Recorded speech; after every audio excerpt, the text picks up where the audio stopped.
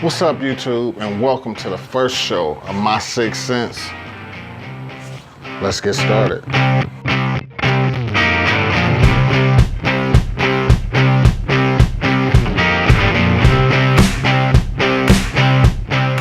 So people was wondering, what is My6Cents? Well, 6 cents is my irrelevant but important opinion on, 6 different topics of conversation. And today we're gonna talk about something I got a real strong opinion on. Let's talk about the Kyrie and LeBron thing. Everybody that knows me knows when I talk sports, I get real passionate, right? We got a situation in Cleveland with the Cavaliers where Kyrie Irving and LeBron James are sort of like in a dispute on who was to be the top dog in Cleveland. You got Kyrie Irving. Over the last few years, he's become the closer for the Cavaliers.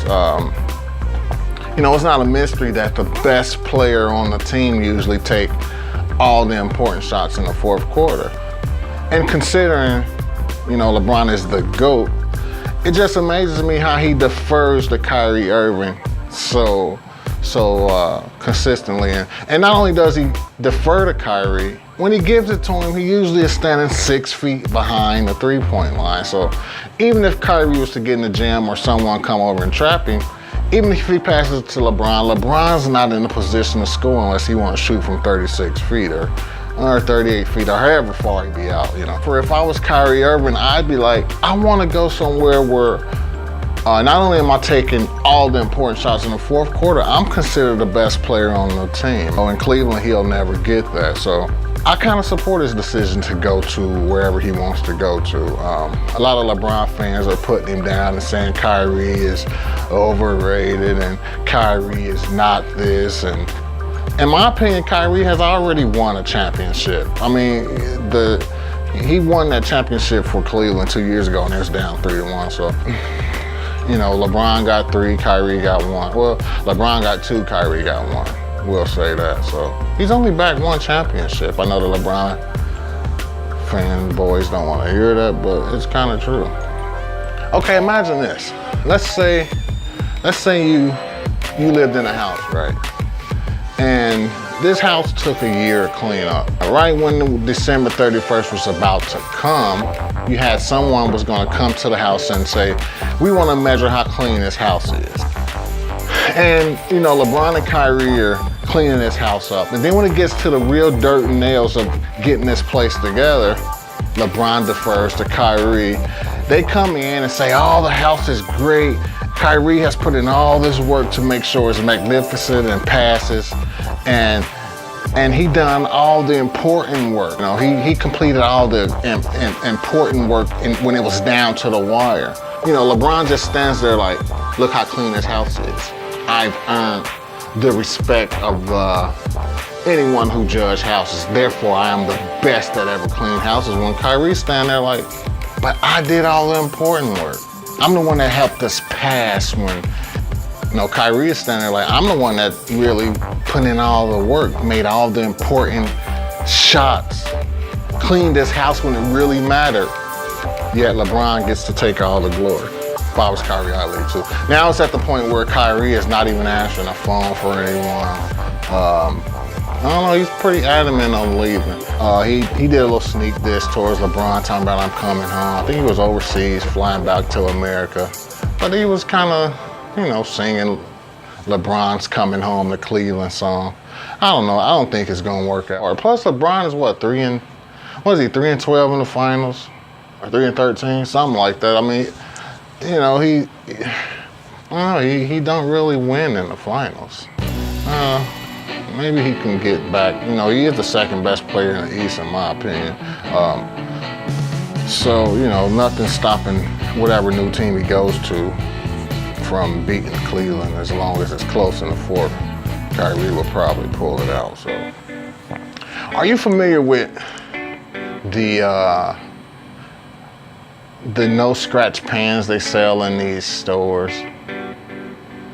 They don't work. If you're married or, in a relationship, how about you let your husband or boyfriend use this pan for about 2 weeks, right? Because I got one. I used it for like 2 weeks, and in 2 weeks it wasn't so great. You know, you have some preliminary stuff you have to do to make sure it functions correctly, but pretty much in 2 or 3 weeks, it doesn't look great. Matter of fact, this is how they look new, and I'm gonna show you how mine looks now. But I'm known for kind of killing pans. I'm like a notorious pan killer. They say my cooking style is burn, or they say I cook fast, and I don't have a lot of mercy on pans, but this pan simply, it just ain't shit, really. Look at this. As you can see, the red copper is not really as great as as they advertise. What I'm guessing, this is produced pretty cheap, which allows them to sell it for what, 20 bucks, 29 bucks. But if you really want a good skillet that even a guy could use like me, because my cooking style doesn't really warrant anything lasting too long. I've gotten this pan to look like this within 3 weeks. You know, and then they go into this big spiel about food sticking to your pans, getting completely out of hand. I don't know what I could use to really get this pan back in the top shape, but it doesn't really work. I don't know, Kathy Mitchell. You may have to get this thing. You may have to put more into it. Maybe you can sell it for more than $19.99. I wanted to talk about something that I thought I would wait a little bit to, you know, gather some thoughts and opinions on. And then today I was like, well, this would be my avenue to speak on it. It is the much anticipated, well, it's already out now and I've seen it a few weeks ago. It's the Tupac All Eyez on Me movie biopic. All right, I was excited just like everybody else was in the beginning to see this. And I admit I watched everybody's reviews, and one of the things that I didn't see people that didn't like the movie talk about was a lot of the stuff that they could have included that would have automatically made the movie better.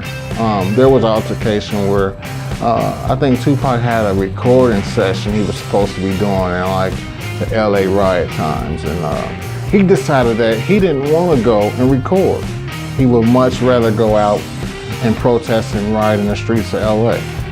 Now, just imagine had they cast someone for Rodney King and the cops and maybe did some scenes of his rioting and had shown Tupac choose to be a revolutionary or a rebellion in his approach, instead of going to record and saying, no, I'm gonna go do this.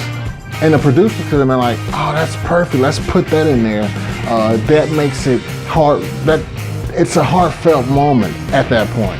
Everyone remembers the riots and remember the emotions, and you can attach those emotions to the movie, then you see the ending and all of that, and they just simply missed out on that. So, you know, it just seemed like this was a rap movie. To be honest with somebody like Tupac, you could have really showed a movie from when the guy was like 21 or 23 and would have captivated people with just that. There was nothing that was so glorifying about the death row days that they really had to even put that in there, especially when you miss out on stuff that happened earlier in his life that you didn't include. Another big thing that people have been talking about, and I thought that John Singleton made this very clear when he expressed his writing, or some of the writing that he wanted to include in the movie. There was a scene he had wrote from some of the script that leaked out the past couple weeks, and it was a nightmare scene. It was a nightmare scene of Tupac having a nightmare that he was going to be assaulted in jail by, I think it was some guards. I think in the scene, John Singleton said the guards were going to try to check him for weapons and drugs. And in the process of doing that, being that you're in prison, it was like, well, take off your clothes, bend over, let me check every part of it. And they made a big thing out of this nightmare scene that was wrote in the movie, like it was actually going to be a scene in the movie where he's sexually assaulted. When in reality, it was just a dream he was supposed to have about that happening to him that he was gonna have while he was in jail. I think they making a big thing like we had to drop John Singleton because he wanted to write that nightmare scene. I don't know, John Singleton has produced some timeless movies that you know, would have been something. I think he would have really produced something that would have been cultural as far as a Tupac movie. I mean, it was in theaters for 2 weeks, and I think it's already in the dollar savers now. Maybe John Singleton might eventually produce a Tupac movie in the future. Hopefully it captures the essence of the man, not just the artist, the guy that was shot and killed. I mean, because think about it, what this is over 20 years later, and his music is still just as potent as it was then as it is now. So I think the movie should have that everlasting sensation, but it won't. It's already pretty much dead. As far as the actors, I think the guy that played Demetrius Shipp did a pretty good job. A lot of people in the beginning was really questionable about how is he gonna do Tupac? He can't do it. And reality is really hard to do Tupac because there wasn't no act. I think if Pac was really acting instead of being his true genuine self, you could have found even a great actor to capture that. You know, you had people play Tupac in the Notorious movie, and a guy that was a little more polished as far as an actor, and even I actually thought he did worse. Demetrius Shipp seemed to do a little better than that guy. But it was crazy, like, why cast Madonna? I saw some of the castings, and they never even put her in there. I think the Outlaws mentioned in an interview that with Vlad TV that there was over an hour and a half of footage that they just didn't even use. I think where they failed the most was just the writing. No one really stepped in from Tupac's past to help write the movie. The people that wrote it did, they did as good as they can do, but it just didn't capture the essence of Tupac. It just jumped around and you never could really get into it. We know everything from 1993 to, or 1991 to 1996. We know all of that. We want to know what made this guy in 1971 all the way up to 1991.